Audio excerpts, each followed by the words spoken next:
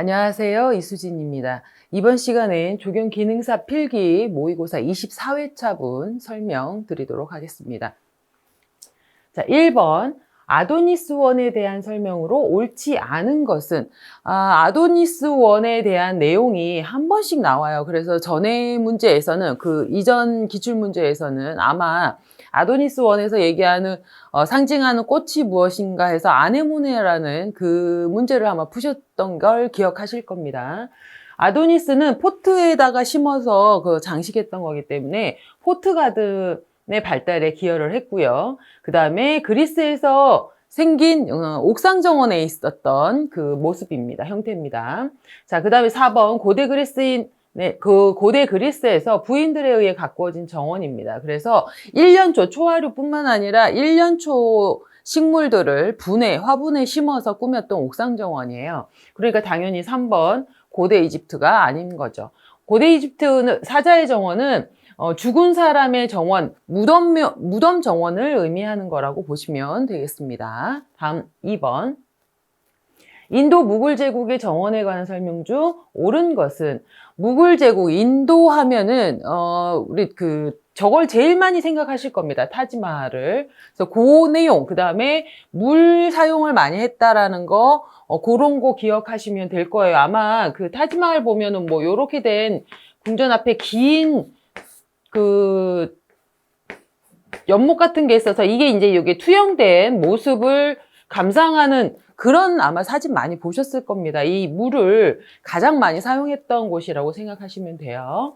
그래서 답은 2번 보시면 정원과 묘지를 결합한 형태의 것으로 산간지방에는 노단식 혹은 평지에서는 평탄원이 발달했고요. 제가 금방 말씀드린 타지마할은 어떤 왕의 이름은 제가 기억이 안 나는데 부인의 묘지를 그렇게 예쁘게 만든 겁니다. 예, 그걸 지금 이야기하고 있고요.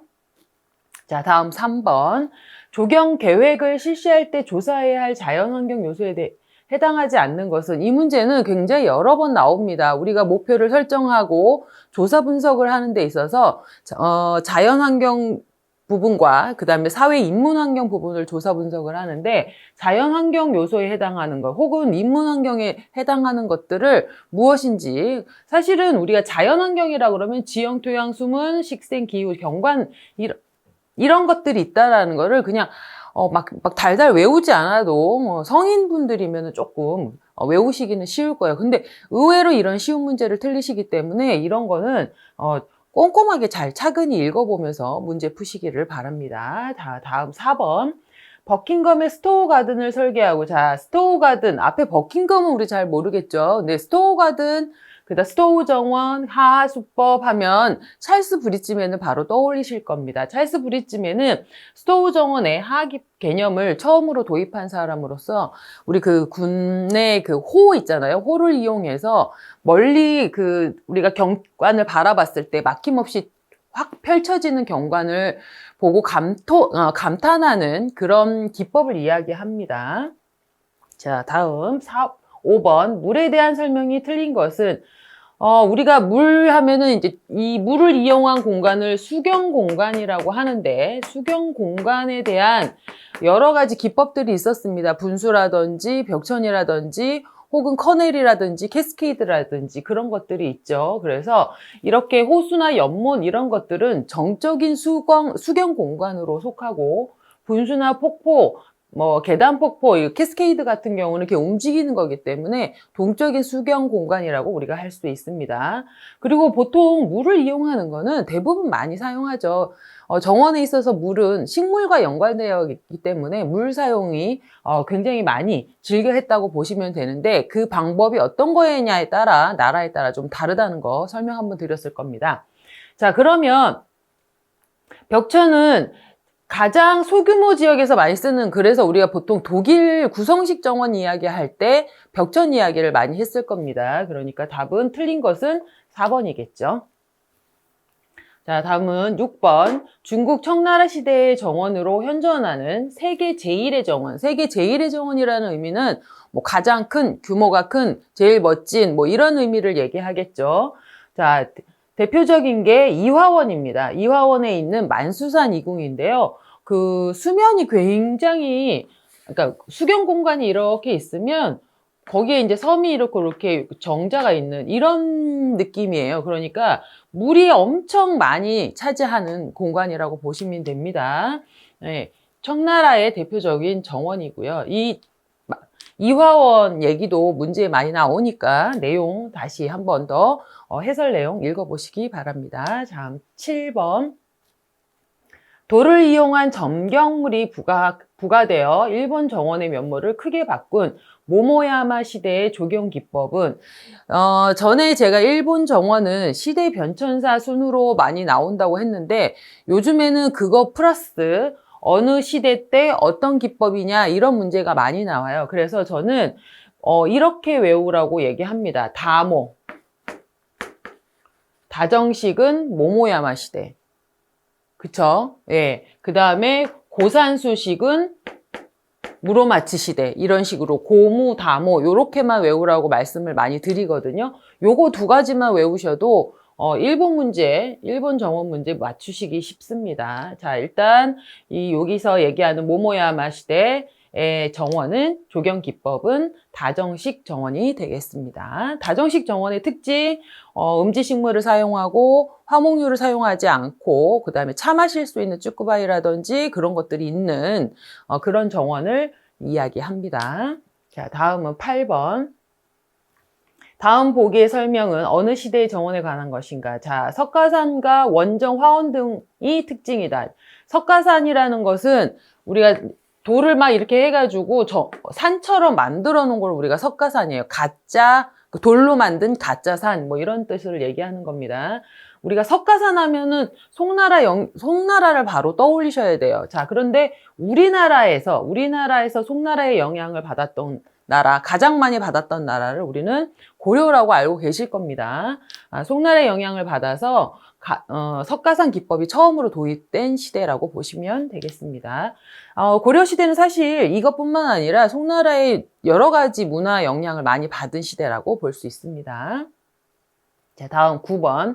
고려시대 궁원의 주요한 구성 요소가 아닌 것은?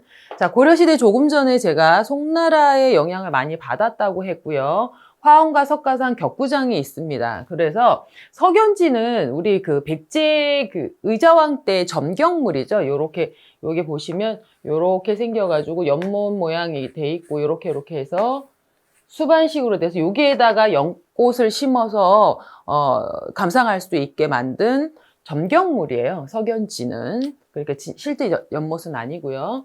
그래서 이거는 다르다. 고려시대 거는 아니다. 백제시대 거라고 보시면 됩니다. 자, 10번. 경복궁의 공간별 영역이 아닌 것은? 자, 경복궁은 요 입구에 이제 우리 교대식 하는 곳이 있고요. 광장이 있죠. 요게 이제 광화문입니다. 여기 들어가면, 긍전정이 있고, 뭐, 풍계석이 이렇게 있을 겁니다. 그래서 교태전이 여기 있고, 여기에 이제 자경전이 있고, 여기 뒤에가 이제 향원전이 있는데요. 이런 식으로 이렇게 구역이 나눠져 있습니다. 그래서 우리 경복궁, 여기가 경회로 있고요. 여기가 교태전이 있고요. 여기 향원전이 있거든요. 그러니까 이런 식으로 구성이 되어 있는데, 여기서 얘기하는 부용정은 창덕궁에 있습니다. 여기 지금 부용전이라고 되어 있는데, 부용정은 창덕궁에 있죠. 우리 창덕궁은 또 구역별로 나눠져 있죠. 부용정역, 뭐 관람정역, 애련정역 해갖고 구역이 나눠져 있죠. 예, 그것도 같이 기억하시기 바랍니다. 자, 11번. 별서정원 중 소세원에 대한 설명으로 틀린 것은? 자, 이 소세원은 어디에 있죠? 양산보가 소세원을 조성해서 거기서 지내고 있죠. 전라도 여기 있습니다. 자, 보시면 소세원의 풍광이 심취한 이 김인우라는 사람이 48년, 그러니까 48가지 멋진 경치를 시로 엮어서 냈습니다. 그래서 우리가 요렇게 감상하는구나 라는 걸 알 수 있고요. 그거를 판화로 만든 것이 소세원도입니다. 이게 최근 문제에 또 나온 게 뭐냐면 뭐 별서정원 중에 뭐를 해가지고 뭐로 만든 것은 해갖고 이게 판화로 만든 소세원도에서 이 소세원의 전경을 다 알 수 있거든요. 요것도 문제에 나온 조경 기사 문제에도 나온 적이 있습니다. 한번 보시면 좋고요. 자, 그 다음에 2번 틀린 것은 2번이죠. 양산보가 사살된 게 아니라 양산보의 그 스승인 조광조가 이런 일이 생기자 이제 그 양산보가 이 스승님 저렇게 똑똑한 우리 스승님도 저렇게 되는데 벼슬 아무 의미 없다. 뭐 세상 이런 거 의미 없다. 그냥 차라리 고향 가서 낙향해서 조용히 살란다 해서 간 게 소세원입니다. 그래서 그 내용 같이 보시면 되겠습니다. 자, 12번. 조선시대 정자의 평면 유형은 유실형과 무실형으로 있는데 유실형에는 중심형, 편심형, 분리형, 배면형이 있습니다. 자, 이게 무슨 말이냐? 자, 여기 이렇게 정자가 이렇게 있어요. 그러면 보통 우리가 생각하는 정자는 여러분이 생각하는 정자는 이렇게 돼 있다고 칩시다. 그러면 여기에 방이 있느냐 없느냐로 구분한다는 얘기입니다.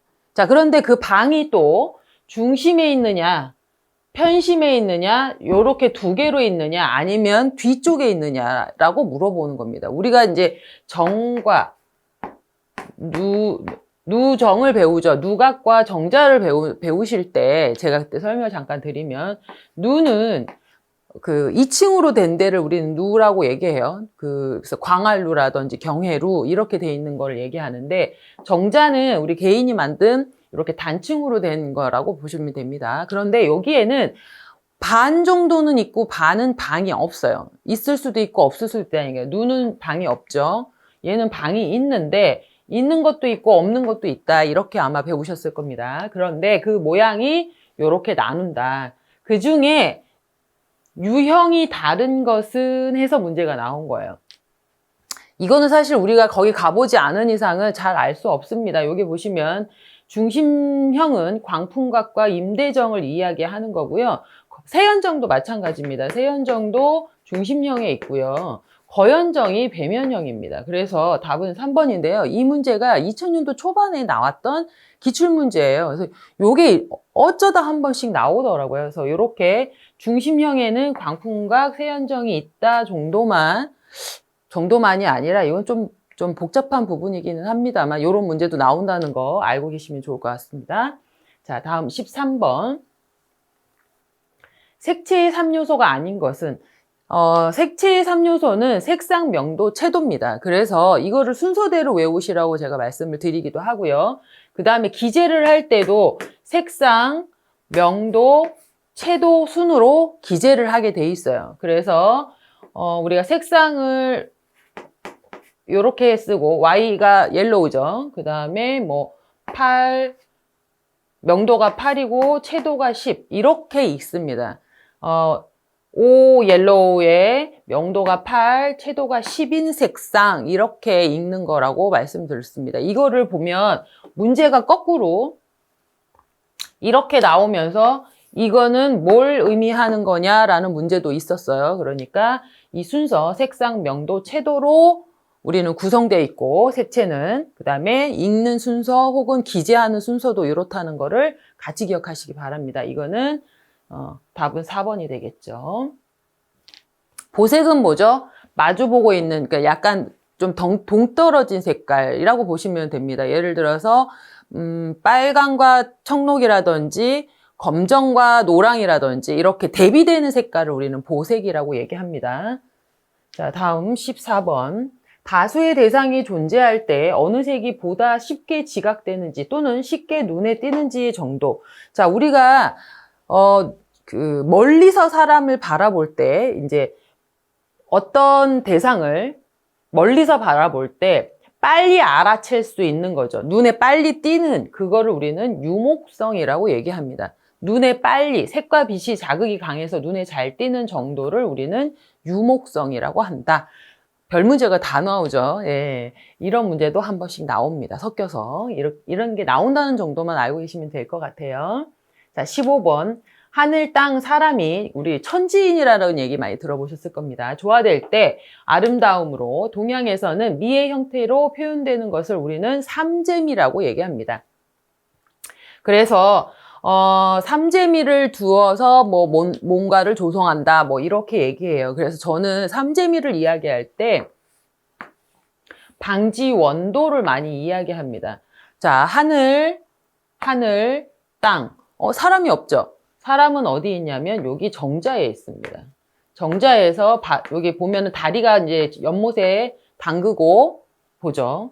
이런 의미로 저는 해석을 하기도 하고요. 그 다음에 삼재미, 하늘, 땅, 사람 세 개를 조화될 때 아름다움을 한다 그랬잖아요. 그래서 우리가 돌을 우리 경관석을 배치할 때도 삼재미를 두고 한다 그래갖고 큰 거, 작은 거, 중간 거 이런 식으로 표현하기도 합니다. 이걸 우리가 천지인이라고 이야기하기도 해요. 예, 그래서 그런 거 삼재미를 표현하는 아름다움을 표현하는 형태를 우리는 삼재미, 천지인 이걸 얘기한다라고 아시면 되겠습니다.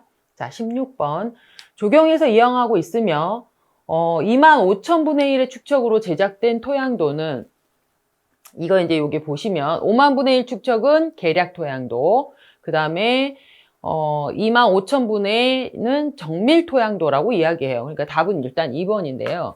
우리 간림, 산림 토양은 농경지나 방목지 이런 거를 확인하기 위해서 한 겁니다. 그래서 여러분들이 계략적인 사진을 보기 위해서 항공사진으로 찍어가지고 얘기하는 겁니다. 5만 분의 1이니까 완전히 자세하게는 모르고요. 조경에서는 보통 정밀 토양도 25,000분의 1 항공사진을 보고 조경에 활용을 합니다. 자, 다음 17번. 5개 계단 설계 시 고려해야 할 내용으로 틀린 것은, 자, 우리가 계단을 이야기할 때 이것도 제가 한 번씩 그려서 설명드리는 건데, 얘를 단 높이, 얘를 단 너비라고 얘기를 해요. 그래서 우리는 2b 플러스 h를 60에서 65로 사용한다라는 거 전제를 둡니다. 자, 일단은 이 기울기가 이제 경사가 어느 정도 됐을 때는 계단을 만든다는 조건이 있어요. 그러니까 15도 이상일 때는 계단을 설치합니다. 그러면 너무 경사가 지기 때문에 사람의 통행이 불편하거나 안전에 문제가 생기기 때문에 15도 이상일 때는 이렇게 계단을 설치하고요. 발판 높이는 H는 15에서 20, 너비는 30 정도가 적당하고 이 총 경사는 약 30도 정도가 적합하다라는 규정이 있습니다. 이거는 우리가 건축법상 나와 있는 거기 때문에 그냥 외우셔야 돼요. 왜라고 얘기하시면 안전을 도모한다는 게 일단 밑바탕에 있고 이런 기준이 있다라는 거 알고 계시면 좋을 것 같습니다. 그 다음에 중간 계단참을 설치한다는 거, 그 다음에 계단참의 크기는 요 정도 120, 30 정도 된다는 것까지 같이 알고 계시면 좋겠습니다. 그래서 답은 3번인데요. 계단이 길 때는 계단참을 없애는 것이 아니라 계단참을 만들어야 돼요. 쉽게 생각하면 이렇게 생각하시면 됩니다. 여러분이 높은 계단을 올라가는데 중간에 잠깐 쉴 수 있는 넓은 공간이 있어야 될까 없어야 될까를 생각하시면 이거는 문제가 그렇게 어려운 것이 아니다. 이거 제가 거꾸로 얘기했네요. EH 플러스 B는 60에서 70으로도 하기도 합니다. 그래서 이거를 많이 틀린 걸로 하시는데 60에서 65 혹은 최대 70까지 할 수 있다라고 되어 있어요. 그래서 우리는 60에서 70으로 한다도 틀리지 않습니다. 자, 다시 높이가 H고 너비가 B일 때 우리는 EH 플러스 B는 60에서 최대 70까지로 본다라고 여러분 기억을 하시면 좋습니다. 자, 다음 18번. 옥상 조경에 사용되는 토양 경량제가 아닌 것은, 자, 옥상 조경에서 우리가 주의할 거는 고려해야 할 가장 큰 사항은 하중이라고 그랬습니다. 그래서 그 하중을 줄이기 위해서 우리는 토양을 가벼운 재료, 경량제를 사용하는 겁니다. 거기에 해당하는 것이 요거죠. 버미큘라이트, 펄라이트, 화산재, 피트모스 같은 건데, 모래는 일반 흙은 경량제에 비해서 경량제랑 그 차이가 경량제가 일반 흙보다 한 30% 정도의 무게밖에 되지 않아요. 3분의 1 정도밖에. 그래서 모래를 써도 되긴 되지만 경량제는 아니라는 거죠. 경량제가 아닌 것은 모래입니다. 19번 골프장 코스를 구성하는 요소 중 페어웨이와 그린 주변에 모래 웅덩이를 조성해 놓은 것은. 자, 골프장 이렇게 돼 있고 이렇게 출발해서 이렇게 됐죠. 그러면 여기가 중간에 뭐 벙커도 있고 뭐 이런 게 있겠죠. 자, T는 출발 지역 면적이 400에서 500이고요. 얘가 좀 더 큽니다. 그린 T죠. 얘는 600에서 900입니다. 600에서 900. 얘는 400에서 500. 자, 요렇게 물 웅덩이를 해저드라고 하고요. 요렇게 산처럼 해놓은 거를 뭐 산이든 웅덩이든 모래로 만든 거를 벙커라고 하고요. 그 다음에 여기를 우리는 다 페어웨이라고 얘기합니다. 그 다음에 그 주변에 모래 웅덩이나 해저드 주변에 나무를 심거나 그 다음에 거친 숲을 만들어 놓은 거는 우리는 러프라고 하죠. 이 골프장 각 코스별 그 명칭들, 그러면 뭐 면적이라든지 이런 거는 제가 지금 설명드린 것처럼 그림으로, 통으로 아예 기억을 하시면 좋을 것 같습니다. 자, 다음 20번. 다음 중 스스로 서지 못하고 다른 물체를 감아 올리는 식물을 우리는 망경목이라고 하죠. 우리가 이제 그 나무의 크기별로 이제 그 명칭을 이야기할 때 교목, 관목, 망경목으로 크게 분류를 합니다. 교목은 주간이 뚜렷하고 키가 큰 나무를 보통 이야기를 하고요. 관목은 줄기가 여러 개여가지고 주간이 뚜렷하지 않은 대부분 키가 작은 나무이기도 합니다. 그 다음에 초하류는 우리는 줄기가 초본인 꽃과 풀을 다 포함한 겁니다. 그래서 펜지라든지 코스모스 이런 것들을 우리는 초하류라고 얘기하죠. 그럼 여기서 질문한 거는 망경목, 다른 말로 덩굴식물이라고 합니다. 자, 다음 21번. 지상부의 전목 부위, 산목의 하단부 등으로 병원균이 침입하고 고온 다습할 때 알칼리성 토양에서 주로 발생하는 것은 혹병입니다. 여기 보시면 전목 부위, 산목 하단부, 병원균이 침입하고 알칼리성 토양, 포인트가 몇 가지 딱 특이한 부분이 있죠. 그래서 보통 풀이 혹병이라고 보시면 되겠습니다. 자, 이때 우리는 병균 공부를 해보시면 우리는 크게 곰팡이, 병원체를 지금 얘기하는 겁니다. 곰팡이, 그 다음에 세균, 그 다음에 우리 파이토플라즈마,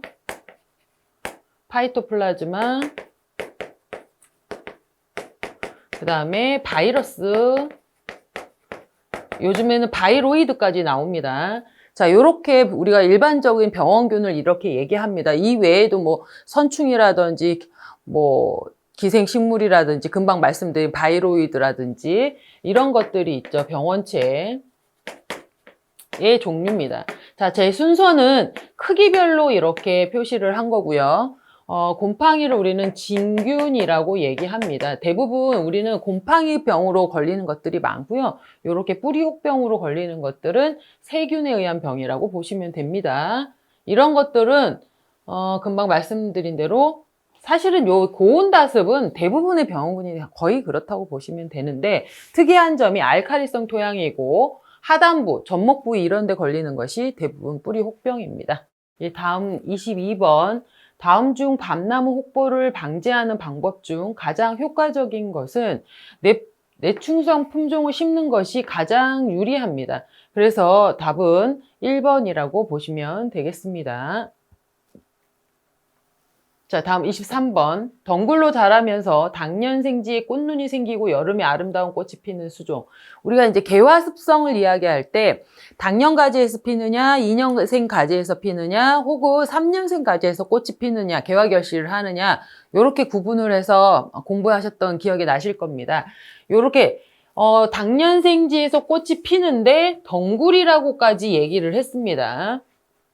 그러면 우리가 이제 일단 당년가지에서 개화하는 습성을 가진 수목을 알고 있어야겠죠. 장미, 무궁화, 벼룩나무 이런 것들인데요. 여름에 피운, 그러니까 더울 때 꽃이 피는 나무를 생각하시면 됩니다. 근데 그 중에서도 덩굴이라고 했기 때문에 능소화가 답이 되겠죠. 만약에 여기에 그 예시에 여기에 그 무궁화하고 벼룩나무가 같이 들어간다면 여러분 혼돈이 될 수 있을 겁니다. 그러니까 요걸 다 같이 기억하시면 좋을 것 같아요. 이 문제 자주 나오고요. 전정에서도 많이 필요한 내용이기 때문에 상식이라고 하기에는 좀 그렇고 하여튼 기본 지식이기 때문에 여러분들이 좀 반드시 알고 계시면 좋겠습니다. 제 다음은 24번. 다음 줄기 중 줄기가 아래로 늘어지는 생김새의 수간을 가진 나무의 모양을 무엇이라고 하느냐? 답은 현해라고 하는 겁니다.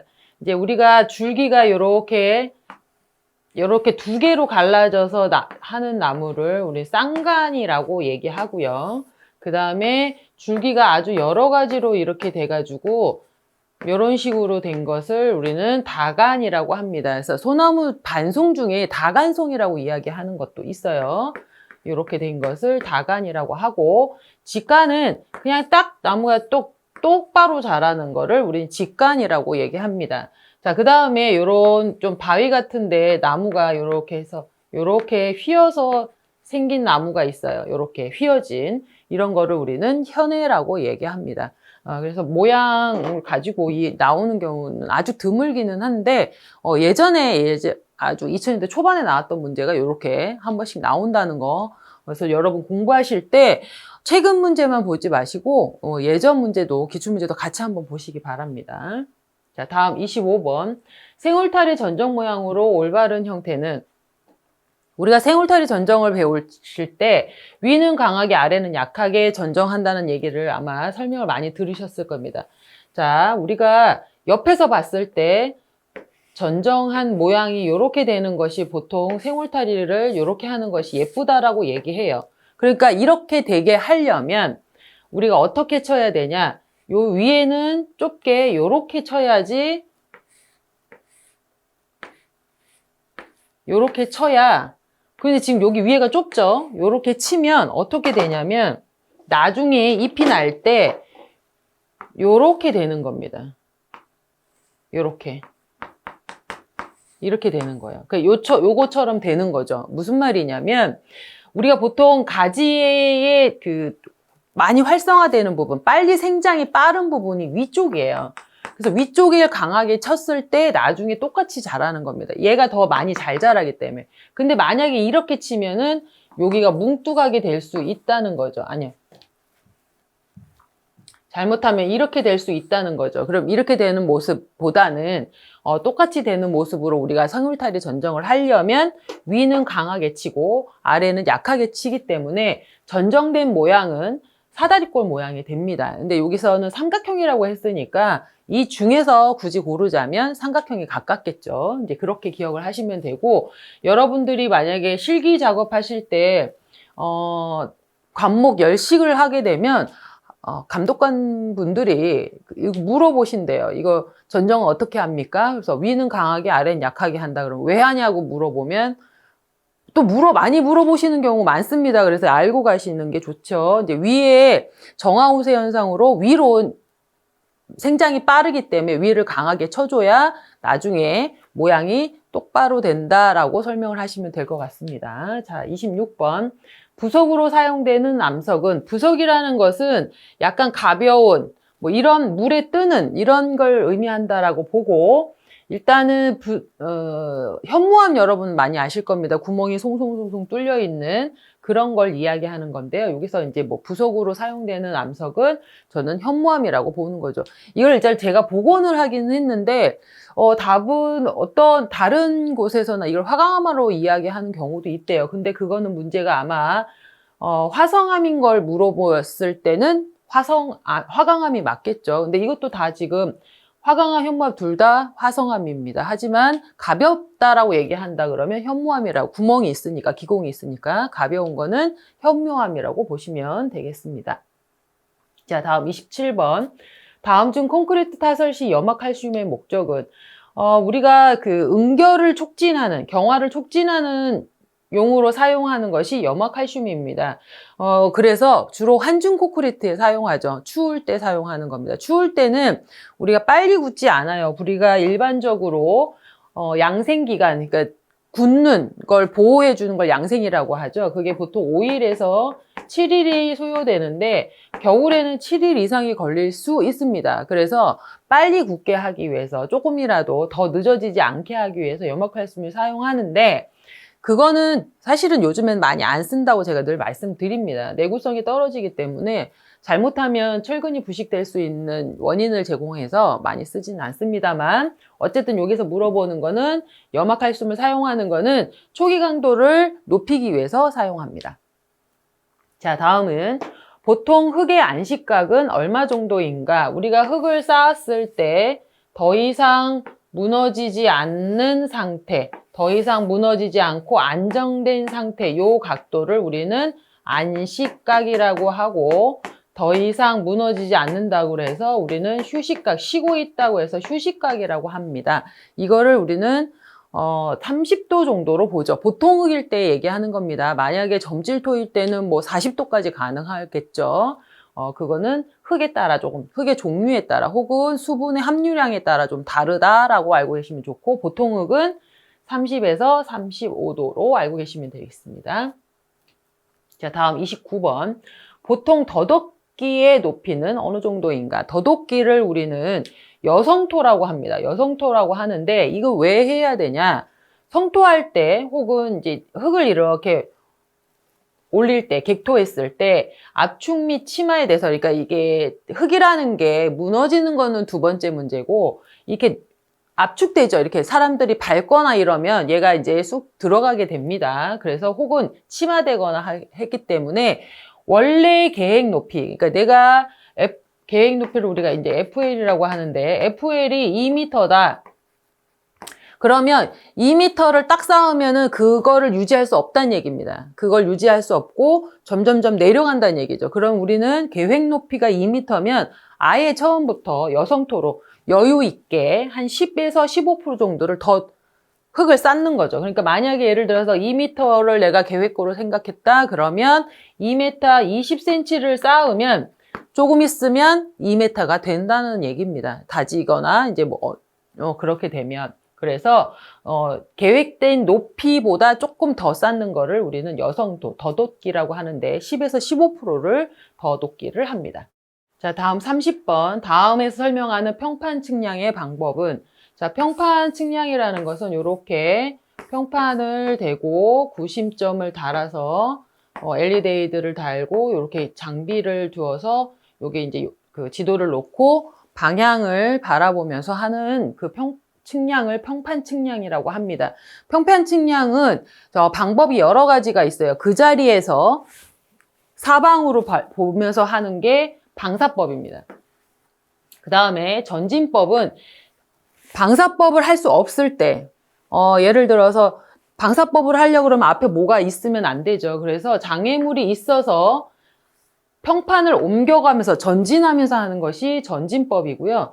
교회법은 이렇게 교차점으로 움직여서 미지점을 위치 도상에서 결정해서 하는 방법을 이야기합니다. 근데 여기에는 장애물이 없을 때 하는 방법이라고 얘기했어요. 그래서 방사법이 지금 설명에 대한 답이라고 보시면 되겠습니다.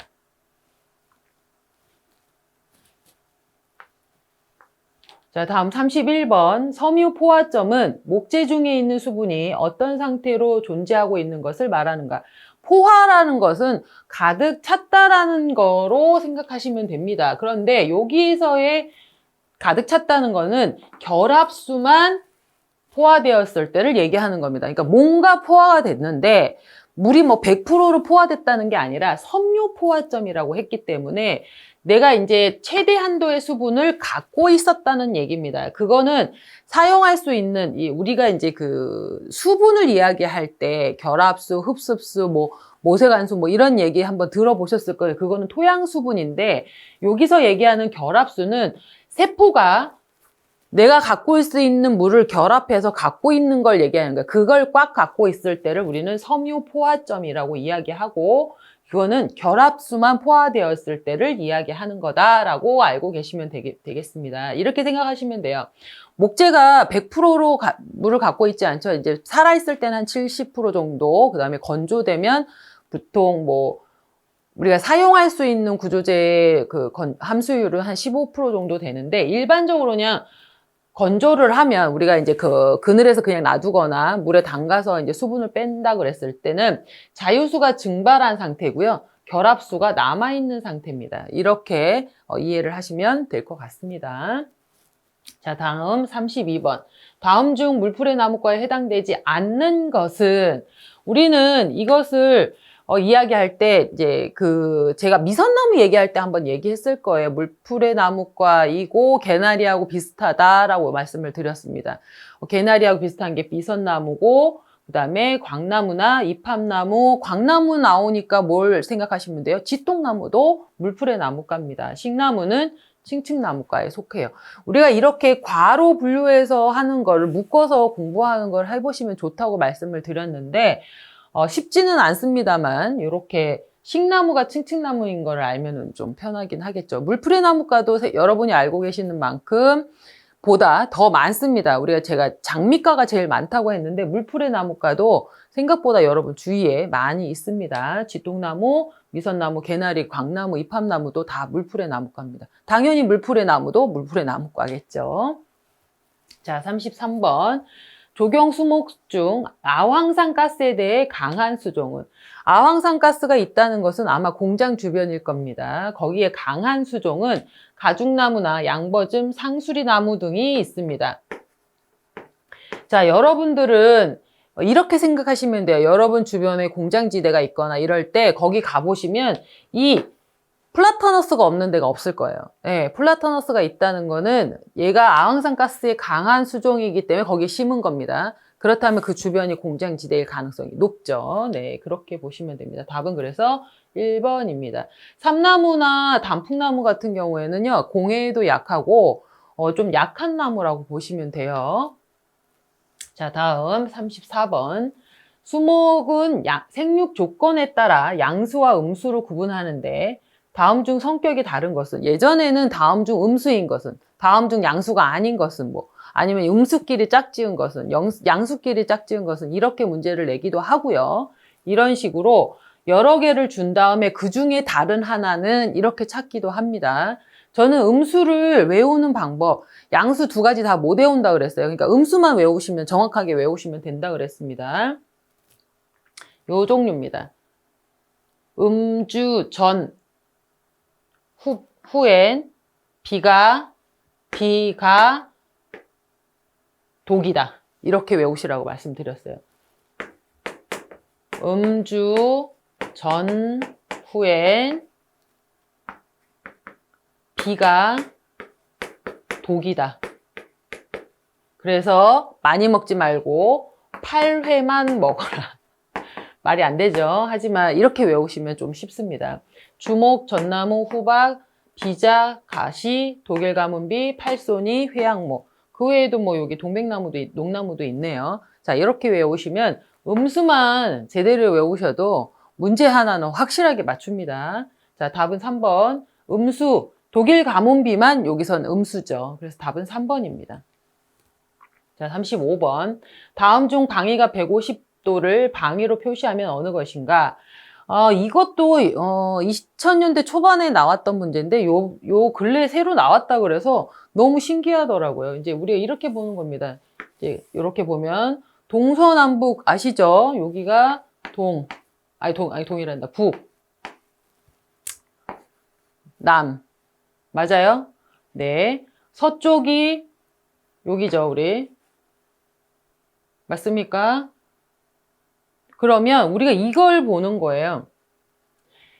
S쪽이냐, 남쪽이냐, 북쪽이냐로 보는 겁니다. 여기서는 S는 방위각 2, 여기는 이제 이스트, 동쪽이죠.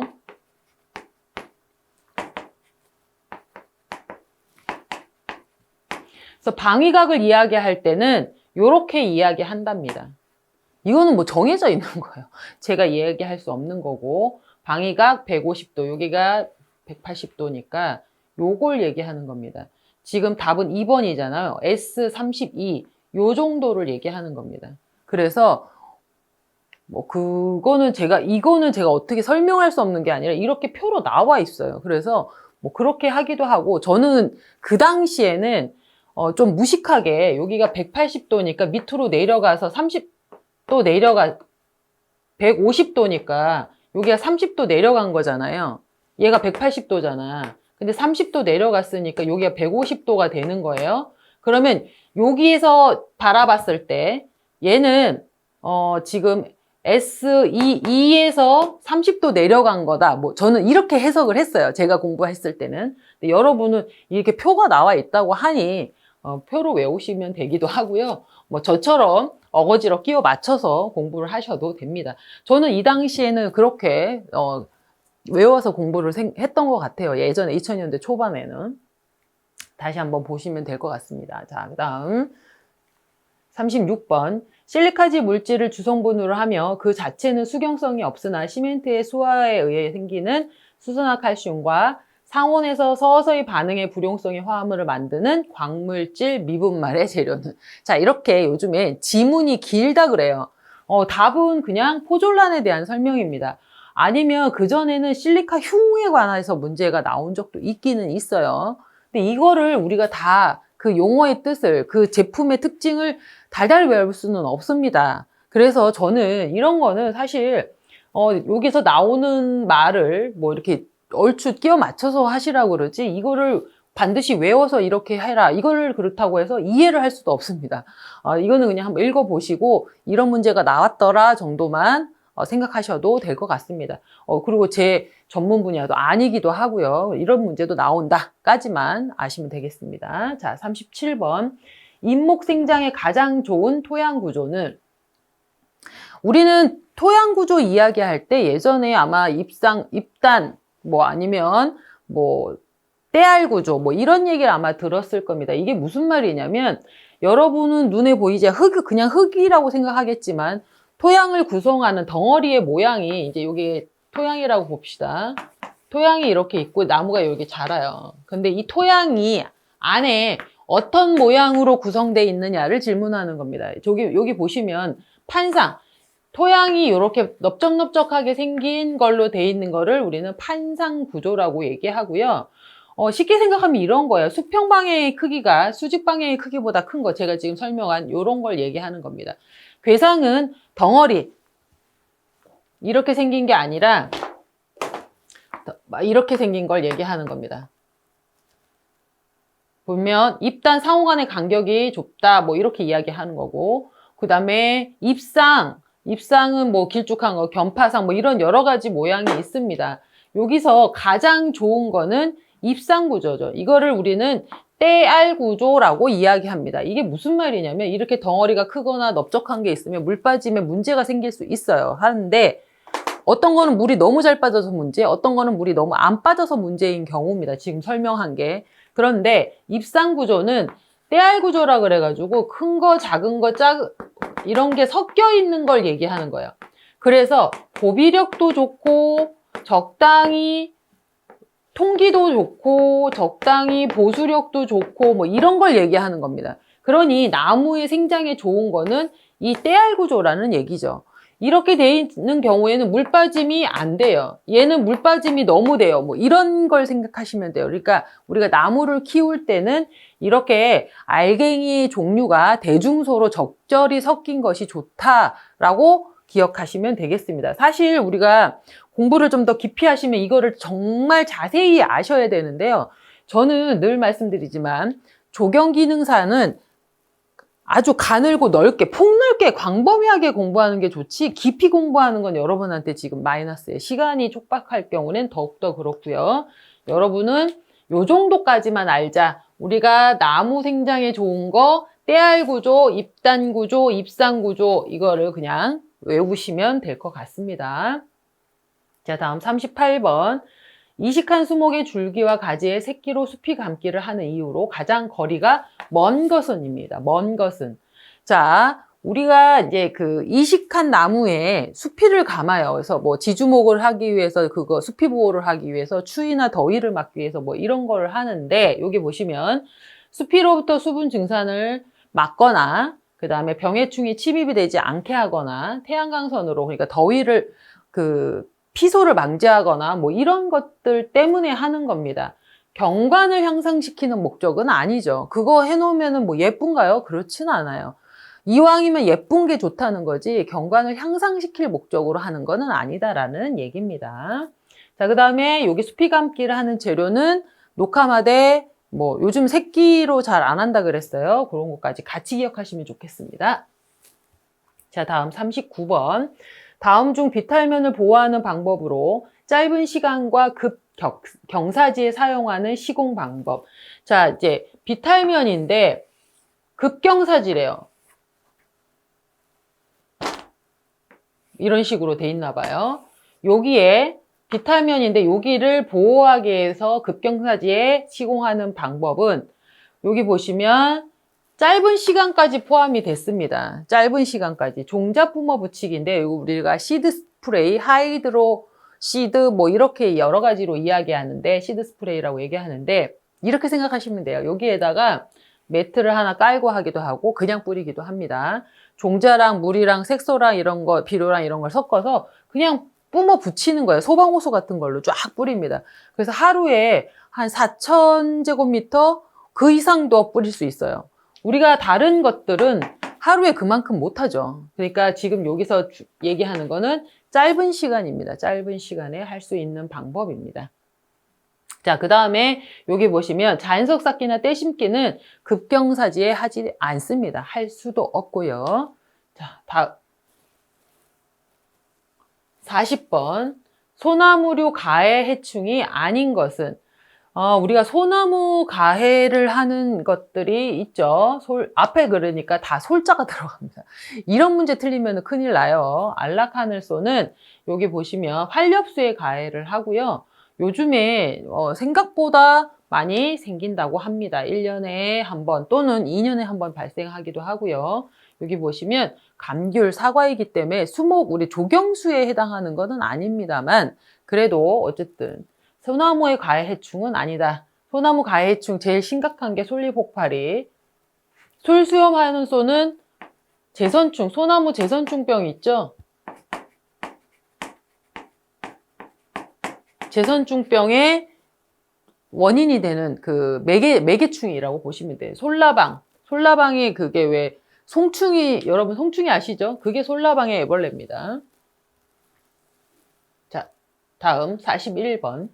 화성암에서 심성암에 속하며 흰색 또는 담회색의 석재는 자, 화성암 나오면 우리 화강암을 제일 먼저 떠오릅니다. 하지만 화성암에 화강암만 있는 건 아니죠. 현무암도 있고 안산암도 있습니다. 이 중에서 흰색 또는 담회색, 우리나라에서 가장 많이 사용하는 석재라고 보시면 됩니다. 화강암입니다. 우리 보통 이런 여기 보시면 반려암, 섬노암 등이 있는데 색깔이 조금 더 어둡고요. 화강암이 되게 밝습니다. 그래서 우리나라에서 가장 많이 사용하는 석재다. 그거까지 같이 알고 계시면 좋겠습니다. 자, 다음 42번. 고속도로의 시선 유도 식재는 주로 어떤 목적을 갖고 있는가? 우리가 고속도로는 여러분 운전해 보신 분들은 어떤 느낌이냐면 계속 전방을 주시해서 가기 때문에 되게 집중력이 떨어집니다. 그래서 만약에 곡선이 있거나 이러면 뭐 당연히 뭐 방지 그 중앙 분리대가 있겠지만 나무가 이렇게 된 걸 보면서 전방에 꼬부라졌구나. 꺾어졌구나. 이런 거를 우리가 알 수 있죠. 그래서 전방 도로의 형태를 알려주는 목적으로 그렇게 시선 유도 식재를 하기도 합니다. 자, 다음 43번. 여성토의 정의로 가장 알맞은 것은 여성토라는 거를 우리는 더돋기라 그랬어요. 더돋기는 흙이 조금 이제 압축이나 이제 치마 때문에 조금 가라앉는 걸 대비해서 계획거보다 10에서 15% 정도 더 높게 쌓는 거를 이야기했습니다. 그래서 답은 가라앉을 것을 예측해 흙을 계획 높이보다 더 쌓는 거. 몇 프로요? 10에서 15% 정도를 더 쌓는 것을 우리는 더돋기, 여성토라고 한다라고 얘기했습니다. 자, 다음 44번. 다음 중 등고선의 성질에 대한 설명으로 옳지 않은 것은 등고선이라는 것은 모든 점의 높이가 다르다가 아니라 같은 선상에 있는 것은 다 같다 그랬습니다. 이렇게 돼 있어요. 그러면 이 점에 이 점이나 높이는 같다라고 보는 겁니다. 예를 들어서 여기가 20, 40, 60이라고 봅시다. 이렇게 숫자를 적어 놓습니다. 자, 그랬을 때 여기가 20이면 여기도 20이고 여기도 20이라는 뜻입니다. 등고선의 특징이고요. 등고선의 간격이 좁으면 약간 급경사지고 넓으면 완경사지다. 뭐 이런 등고선의 특징까지 같이 설명드립니다. 자, 다음 45번. 토양 침식에 대한 설명으로 옳지 않은 것은 토양 침식. 토양이 이제 깎이는 걸 얘기하는 겁니다. 옳지 않은 것은 토양의 침식량은 유거 수량이 많을수록 적어진다가 아니라 많아진다죠. 유거 수량이라는 건 빗물이 흘러내려가는 거예요. 빗물이 많이 우리가 홍수 나거나 이제 그 겨울 장마질 때 보면 갑자기 비가 많이 와서 빗물이 확 흘러내려가면 토양이 훅 파이거나 아니면 어딘가에 쌓이거나 하죠. 여기서 침식량은 훅 까이는 걸 얘기하는 겁니다. 그러니까 유거 수량이 많으면 당연히 토양 침식량이 많아집니다. 자, 다음은 46번. 지형을 표시하는데 가장 기본이 되는 등고선의 종류는, 자, 등고선의 종류는 우리가 이제 이렇게 생각하시면 돼요. 우리가 선을 그냥 똑같이 계속 그리면 이게 몇 칸째인지 몇 칸인지 100분의 1 정도면 구분할 수 있지만 이게 뭐 2만 분의 1, 5만 분의 1 하면 등고선이 너무 여러 개의 선이 겹쳐 있기 때문에 구분하기가 어려워요. 그래가지고 주곡선을 기준으로 해서 주곡선이 5개 정도 됐을 때 조곡선을 하는 겁니다. 저기 보시면 조곡선은 간곡선의 간경의 2분의 1로 간곡선을 자 지금 보시면 이렇게 생각하시면 돼요. 주곡선이 이렇게 있어요.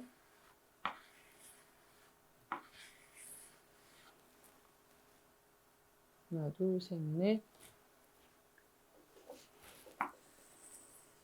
자, 확 보이시죠? 그러니까 이게 주곡선이고 이게 계곡선입니다. 주곡선, 주된 곡선입니다.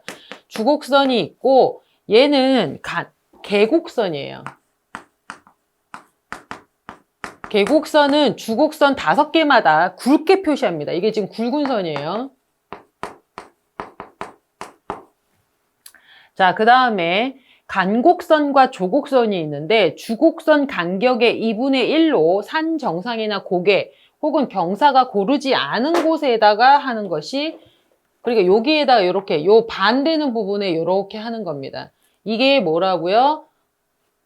요렇게 하는 게 지금 보시면 간곡선입니다. 얘가 첫 번째, 얘가 두 번째라고 보시면 돼요. 그러니까 그 간격이나 이제 크기를 이야기할 때입니다.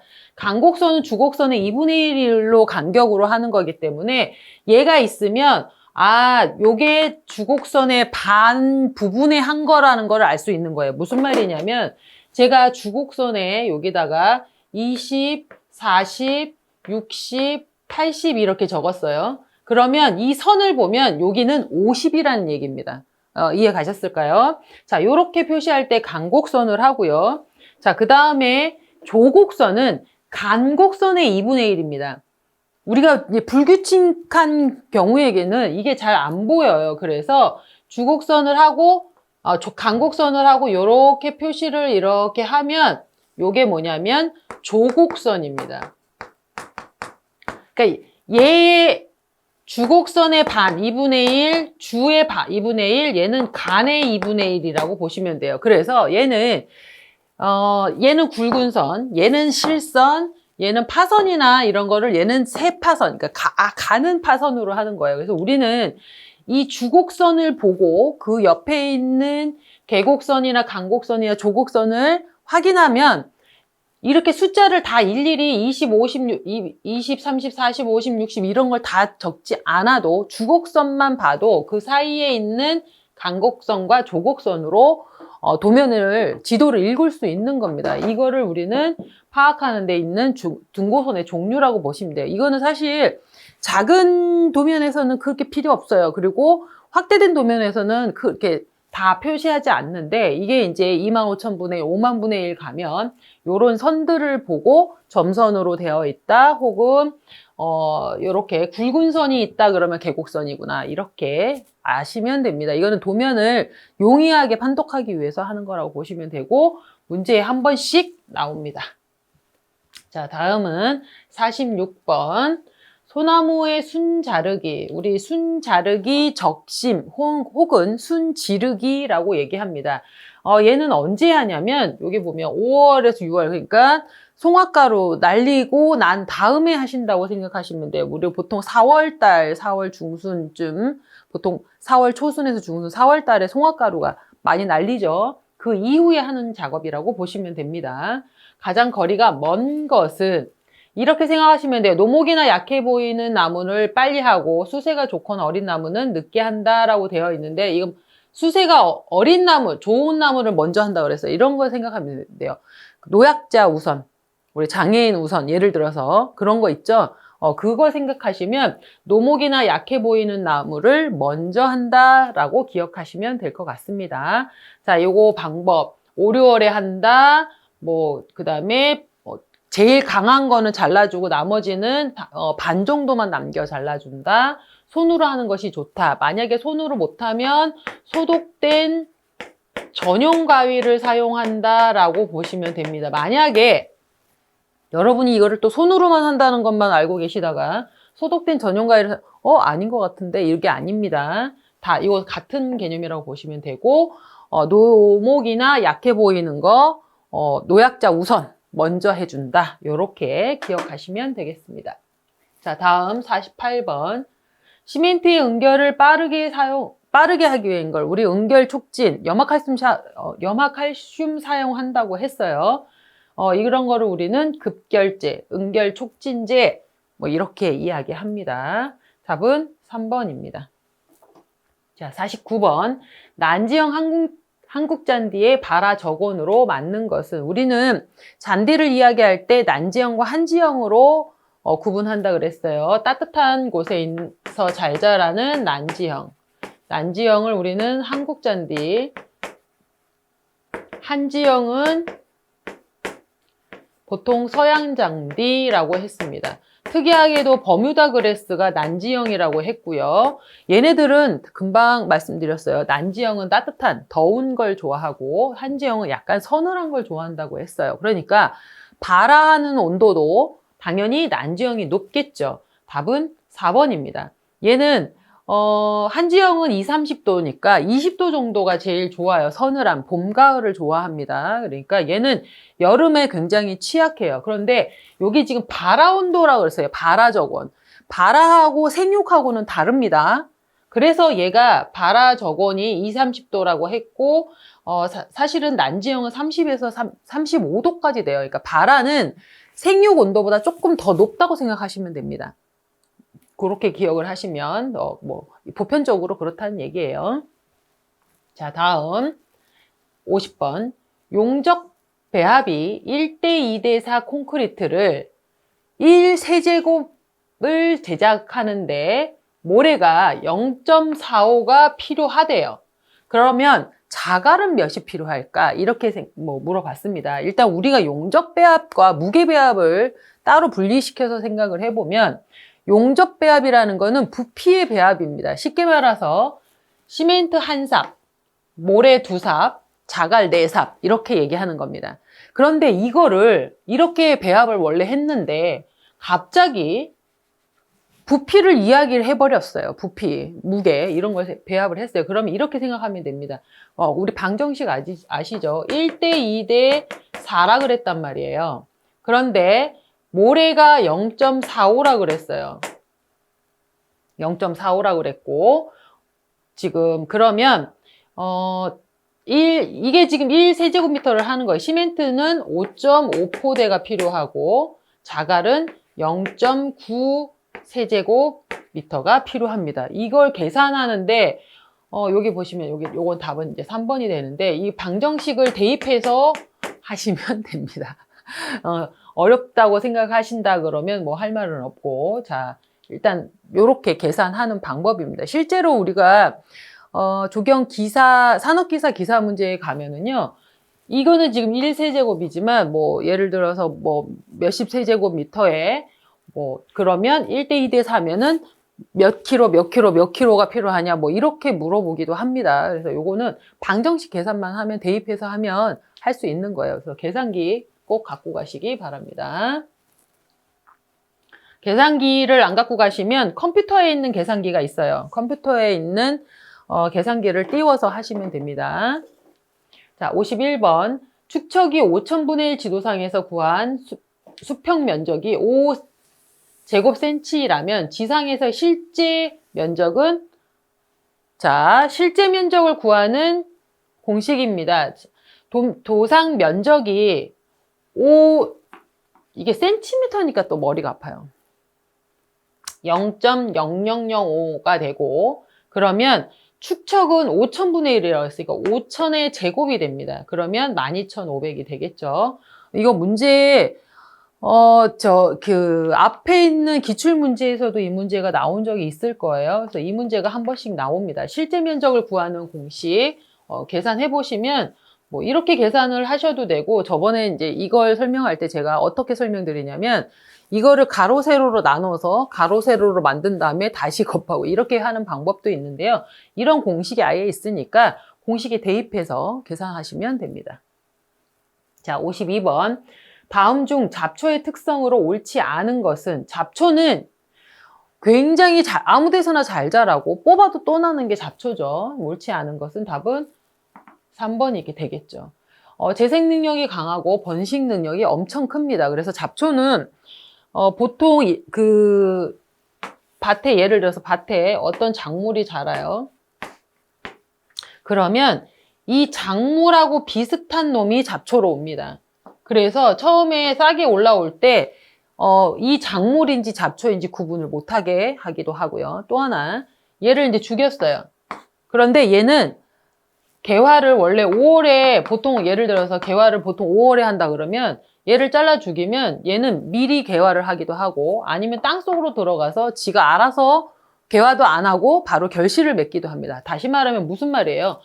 생육 환경이 적응하기가 엄청 좋게 생겼어요. 그래서 우리가 알고 있는 식물은 싹이 올라와서 잎이 나고 눈에서 뭐 꽃이 피고 열매를 열고 다음 세대로 가고 하는 이런 사이클이 이렇게 길게 보편적으로 돼 있다 그러면, 그 잡초는 굉장히 다양한 생리 사이클을 갖고 있습니다. 그래서 휴면을 지가 상황이 이제 지금 이제 나타나서, 그러니까 발화해서 살 것 같지 않으면 휴면합니다. 자기가 강제로 휴면을 하기도 하고, 알아서 발화하지 않고, 지금 나갔다가는 말라 죽을 것 같잖아요. 그러면 딱 씨가 발화를 중지합니다. 그래서 휴면성도 강하고 수명도 굉장히 깁니다. 그리고 땅을 가리지 않아요. 아무 땅에나 잘 자랍니다. 그 다음에 흡비력이 강하다는 거는 원래 내가 키우려고 했던 작물이나 식물의 비료를 뺏어가는 거예요. 그러니까 내가 먼저 먹는 겁니다. 얘가 먹기 전에. 그러니까 흡비력이 강할 수밖에 없죠. 그래서 내가 원하는 작물에, 원하지 않는 작물을 우리는 다 통틀어서 잡초라고 얘기하죠. 다 잡초도 이름이 다 있습니다. 이름이 없는 게 아닙니다. 이름이 다 있고 이런 특징을 갖고 있고 내가 원하지 않는 작물이라서 잡초라고 하는 겁니다. 자, 53번. 겨울철에 제설위에 사용하는 해빙염에 관한 설명으로 옳지 않은 것은, 겨울철 우리 중부지방 서울 이쪽 서울 경기 쪽에서는 아마 많이 보실 겁니다. 눈이 오고 나면은 막 뭘 뿌리죠. 염화칼슘을 뿌립니다.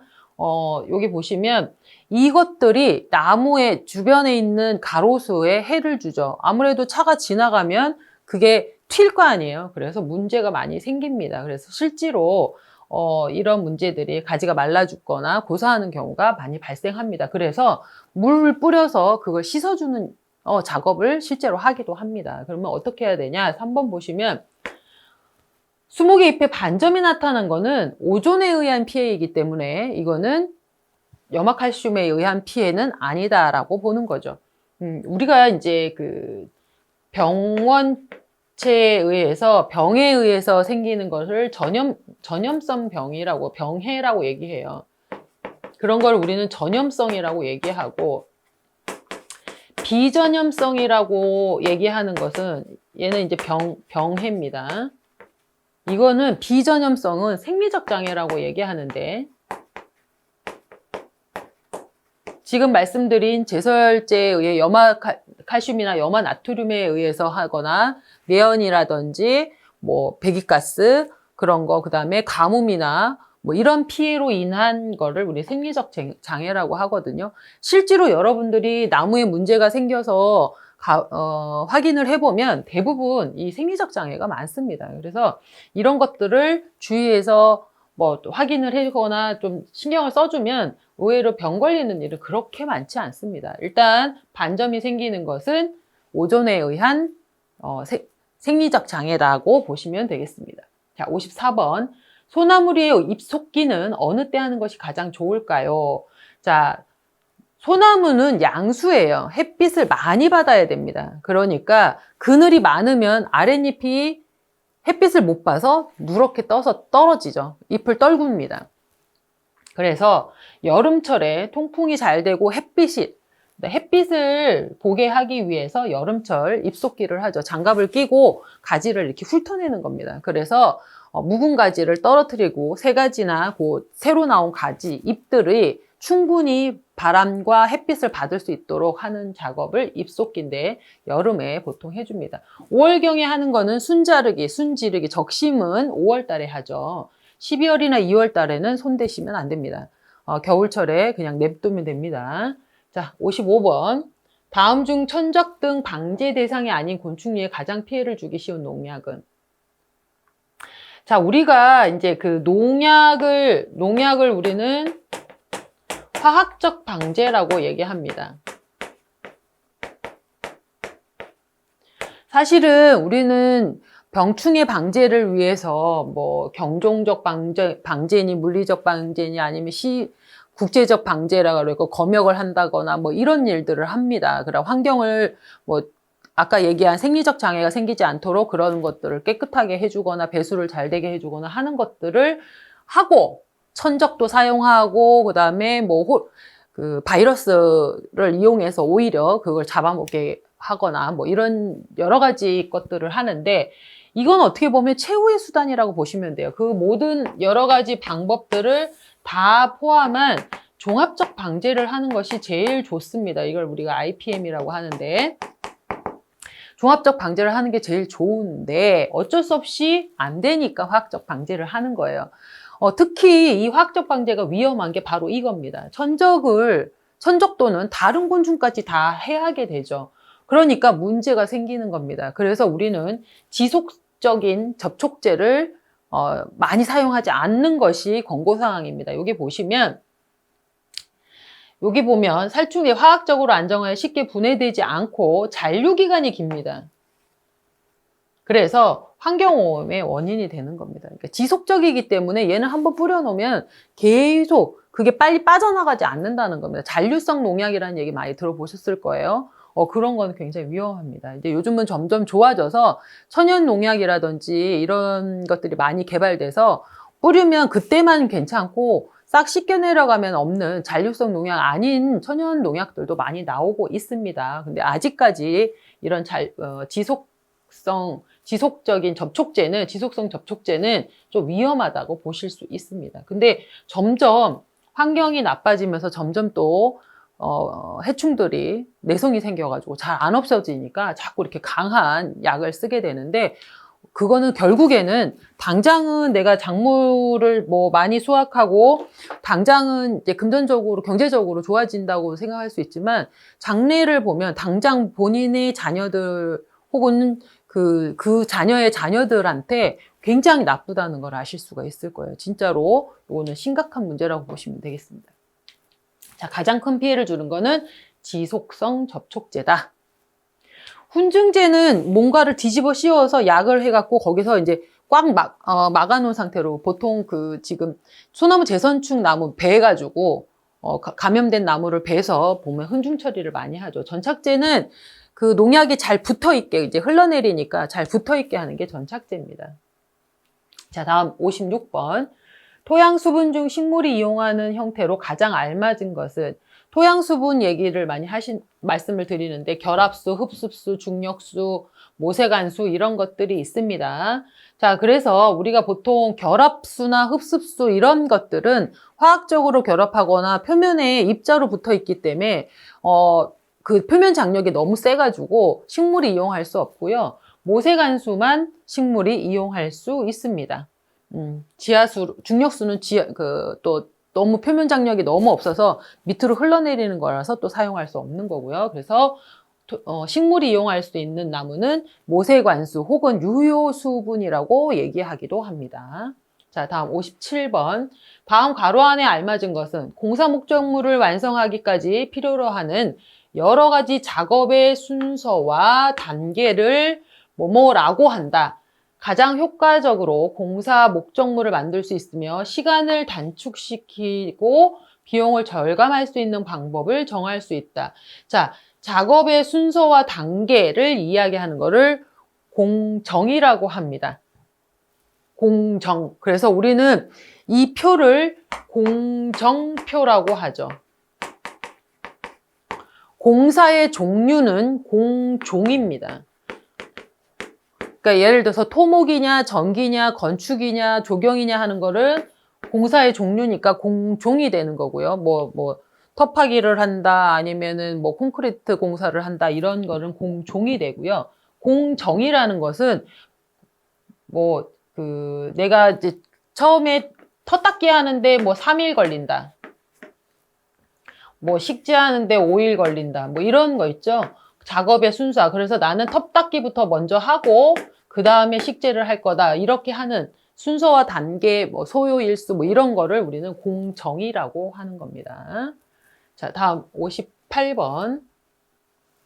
다음 선의 종류와 선긋기의 내용이 잘못 짝지어진 것은 우리 선 문제도 이제 설계할 때 많이 나오죠. 설계 문제에서. 자, 이거는 여러분들이 나중에 그 실기 도면 그릴 때 알고 있어야 되는 거기도 하기 때문에 반드시 기억하시라고 늘 말씀드립니다. 필기할 때 공부했던 거를 실기에 적용되는 것들이 있는데 많아요. 그런데 그 중에 이 선은 도면에서 가장 기초가 되는 거라고 생각하시면 됩니다. 잘못 짝지어진 것은 답은 4번인데요. 1점 세선이 중심선이나 절단선, 경계선을 하고요. 2점 세선은 가상의 선을 하기도 합니다. 그래서 여러분 도면을 보면 겉에 이렇게 2점 세선으로 해서 대상지를 그리고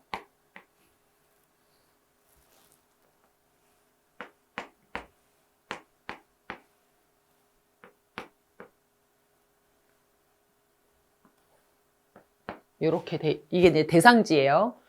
가상의 선이기도 하고 그렇습니다. 근데 보면은 우리가 절단선이나 여기 보면 절단선이나 단면선을 할 때는 요렇게 해서 단면선을 표현하죠. 이게 단면선입니다. 이게 1점 세선이 하는 거고요. 중심선을 딱 가운데를 해서 표현하기도 하고 이런 용도로 씁니다. 파선은 단면이나 수문선을 표현하고요. 가는 실선은 수목 인출선, 치수선을 표현하는 것이 가는 선입니다. 실선으로 하는 겁니다. 자, 다음 59번. 전정도구 중 주로 연하고 부드러운 가지나 수관 내부에 가늘고 약한 가지를 자를 때, 그 다음에 꽃꽂이를 할 때 사용하는 도구입니다. 자, 그거를 우리는 적심가위 혹은 순치기 가위라고 하죠. 대형 전정 가위는 이렇게 생긴 겁니다. 이렇게 돼가지고 여러분들 이렇게 하는 양손 가위 아시죠? 그걸 우리는 대형 전정 가위라고 얘기하고요. 적과 가위는 여기 앞부분이 좀 뾰족하죠. 이렇게 돼가지고 스프링으로 이렇게 된 거 혹시 아시나요? 이렇게 손잡이 있는 거. 요게 적과 가위입니다. 이렇게 길어가지고 우리 사과나 이런 거 딸 때 사용하는 게 적과 가위고, 조형 전정 가위도 아마 이런 모양으로 돼 있다고 보시면 되겠습니다. 자, 60번 마지막. 콘크리트형 골재로서 요구되는 성질로 틀린 것은, 자, 일단 답은 4번인데요. 이렇게 보시면 됩니다. 콘크리트에 사용하는 골재는 모래와 자갈이 있습니다. 당연히 시멘트 들어가죠. 제가 늘 말씀드리지만 시멘트는 접착제의 역할을 하는 거고요. 얘는 장골재, 굵은 골재라고 하는데 이 골재가 콘크리트의 강도를 결정한다 했어요. 그래서 얘는 시멘트보다 더 튼튼해야 된다. 시멘트가 굳은 것보다 이 골재가 더 강해야 된다. 그런 얘기를 했을 겁니다. 얘는 모래와 자갈은 시멘트보다 자갈 당연히 무겁죠. 단단하죠. 그 다음에 둥근 것이 좋습니다. 그래야지 접착력이 여러 군데로 붙을 수 있으니까, 접착력이 좋으니까 둥근 것이 좋죠. 자, 보시면 나달 크기가 균등하게 분포한다. 자, 보면 나달 크기가 크고 작아야 됩니다. 무슨 말이냐면 이렇게 생각하시면 됩니다. 제가 지금 모래 자갈이라고 그랬잖아요. 모래는 자갈보다 작습니다. 그쵸? 근데 이 왜 작은 것과 큰 것이 섞여야 되냐? 그래야 시멘트가 적게 들어가요. 만약에 이렇게 생긴 거라고 생각합시다. 자갈만 있다고 생각합시다. 그러면은 공극이 많죠. 공극이 많으면 시멘트가 많이 들어가요. 그러니까 시멘트 양을 너무 많이 넣게 되는 거예요. 자, 그럼 금방 제가 강도를 높이려면 골재가 필요하다 그랬는데 시멘트가 많이 들어가면 강도가 떨어지겠죠. 반대로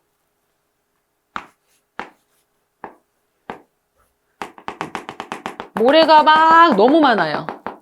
그러면 공극이 작겠죠. 그럼 시멘트가 적게 들어가요. 그러면 접착력이 떨어지겠죠. 그런데 이거를 보완한 것이 뭐냐? 금방 말씀드린 동그란 큰 것도 있고 작은 것도 있고 그러면 공국도 적당해서 시멘트 양도 적절히 들어가고 접착력도 좋다고 그리고 강도도 좋다. 그 얘기입니다. 그래서 콘크리트형 골재는 크고 작은 것이 많아야 됩니다. 섞여져 있어야 돼요. 우리가 이거를 아까 입단 구조, 떼알 구조라고 얘기했잖아요. 이게 식지에 있을 때 식물한테만 좋은 것이 아니라 콘크리트 할 때도 그래야 좋습니다. 시멘트 양이 적게 들어가서 강도를 높일 수 있는 역할을 한다라고 생각하시면 됩니다.